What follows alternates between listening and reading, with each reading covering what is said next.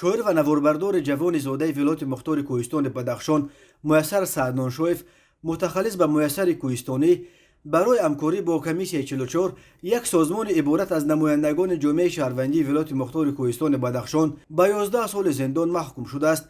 در این باره روز 5 ایول سال 2022 رادیوی آزادی خبر داد. پیوندان میسر کوهستانی 28 ساله به آزادی گفتند دادگاه او را به خیانت به دولت گناهکار دانسته، ولی آنها اصرار داشتند که از حکم شکایت نمیکنند چون که توان مبارزه را ندارند. حکم میسر سعدنانشایف را روز 24 میون در خاروق اعلام کرده الکی یک روز بعد صدور حکمش او را به دوشنبه آوردند. مقامات جزئیات پرونده و حکم این شاعر و نواربردار جوان را تا حال یگان شرح ندادند، ولی یکی از نزدیکان سعدنانشایف به آزادی گفت در مرافعه گفتند که او گویا جلسه های کمیسیون 44 را به نوار گرفته در اینترنت پهن کرده است. کمیسیون 44 ماه نوامبر سال 2021 از جانب تظاهرگران در خاروق با مقصد از نام آنها با مقامات مذاکرات بردند و نظارت اجرای طلبات آنها تشکیل شده بود. آن وقت تظاهرگران تنها بعد گرفتن وعده با مهر و امضای مقامات در مورد یافتن و به جوابگری کشاندن افراد گناهکار در مرگ زیو بیکوف، دو ساکن دیگر ولایت مختار کوهستان بدخشان، خانه به خانه پراکنده شدند، ولی تا امروز برای مرگ آن سه ساکن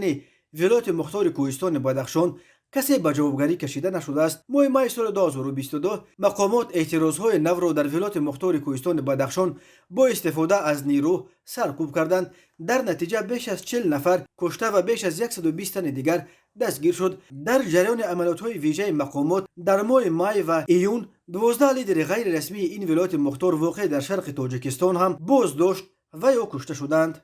ماه مای در عموم 13 عضو کمیسیون 44 دستگیر گردیده، از این شمار 9 نفرش را در اول ماه ایون از خاروق به دوشنبه به بازداشتگاه کمیته دولتی امنیت ملی انتقال دادند.